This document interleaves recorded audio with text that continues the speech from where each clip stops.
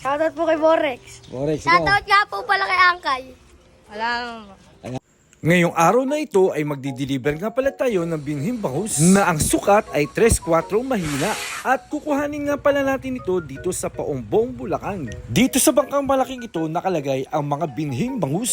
Sa Latipan nang gagaling ang mga binhing bangus na ito. Kaya naman hinahakot ito ng bangka papunta dito malapit sa karsada at sa kanila dito iimpakihin. Sa pag-iimpake ng binhing bangus sa umpisa ay gumamit sila ng lambat ng panagap para makuha ang isda at saka ito iipunin. Kapag naipon na ang mga binhing bangus ay pwede na nila itong takalin o bilangin. Sa ngayon ay biyaheng Batangas kaya ito ay tinatakal muna nila para mapabilis ang kanilang trabaho at hindi ma-stress ang mga isda. Dito naman sa taas ay may naglalagay ng isang timba para ilagay ang tubig sa plastic at mayroon namang isang tao na taga-abot para ilagay ang mga binhing bangus sa plastic. Kapag naisali na ang mga binhing bangus sa plastic ay mayroon ditong taga-oxygen at papalipitan naman ito ng ibang tao. Kaya mabilis ang trabaho nila dito. Nang matapos nga ang pag-impake ng biyaheng Batangas, sa atin naman ang inimpake at inilagay na nila sa tricycle.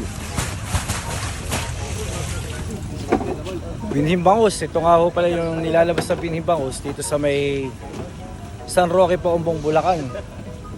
Ayan po ang sa isang binhing bangus natin ngayon. Dito po ay araw-araw naglalabas o nagbebenta ng binhing bangus para ibiyahe sa Batangas. At pwede rin ho ditong ilokal. Ganito po ang binhian sa Paumbong, Bulacan. Dahil po summer na, kaya marami yung nagbibinhi ngayon. At ito po ang ating mga kasamahan sa ating hanap buhay. Ayan, mga tropa ko natin yan. At ayun yung may-ari, Bossing Ricky. Ayan, binhian. Masiyahin po ang ating bossing.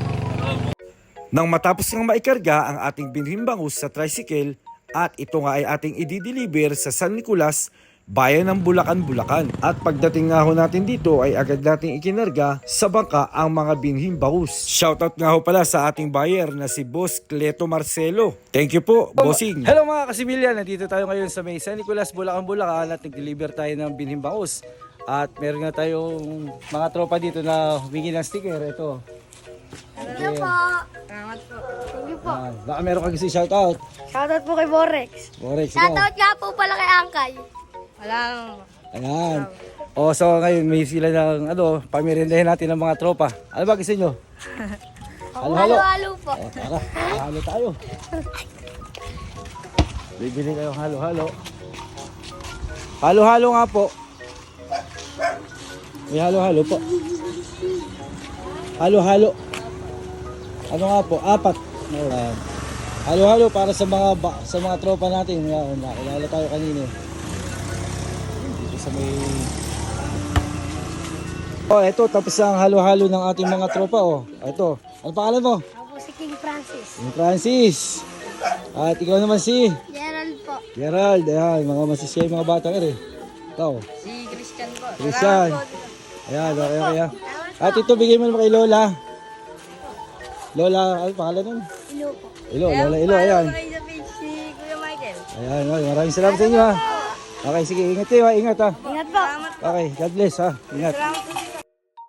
Nakakatuwa lang at dahil nakilala tayo ng mga bata kaya natin sila ay nilibre ng halo-halo. Dahil mainit din ang panahon. Maraming salamat po ulit sa ating buyer na si Boss Cleto Marcelo. Sana po umani po ulit tayo. Thank you po, God bless. Salamat!